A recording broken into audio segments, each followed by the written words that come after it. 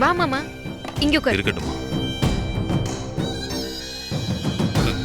கஞ்சிக்கு செத்தவனா இருந்தாலும் கூட ரோசத்துக்கு கொஞ்சமும் குறைச்சல் இல்லைன்னு நம்ம வீட்டு பக்கமே வர மாட்டியா? இப்ப என்ன திடீர்னு வந்திருக்கியா?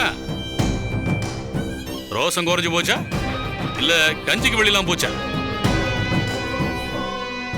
முடிஞ்சிருச்சா? என்ன அவமானப்படுத்தியாச்சுல, உங்களுக்கு சந்தோஷமா?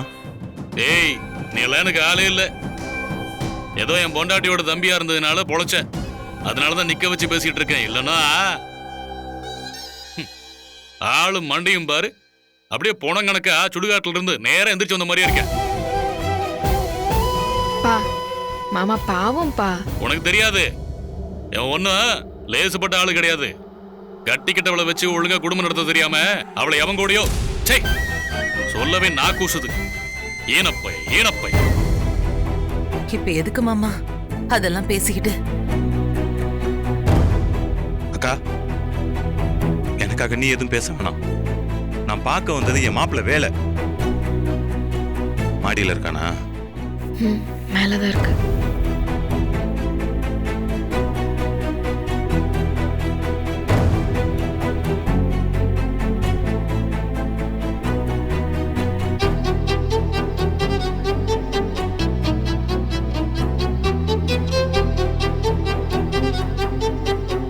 ஏன் மாமா, ஏன் இப்படி பேசுறீங்க?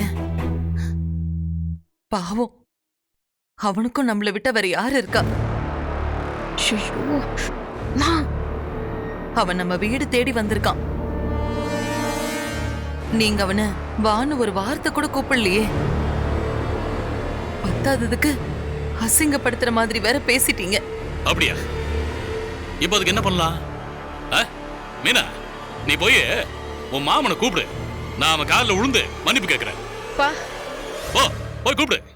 ஐயோ மாமா, நான் அவன் சங்கடப்படுவான்னு தான் சொன்னேன்.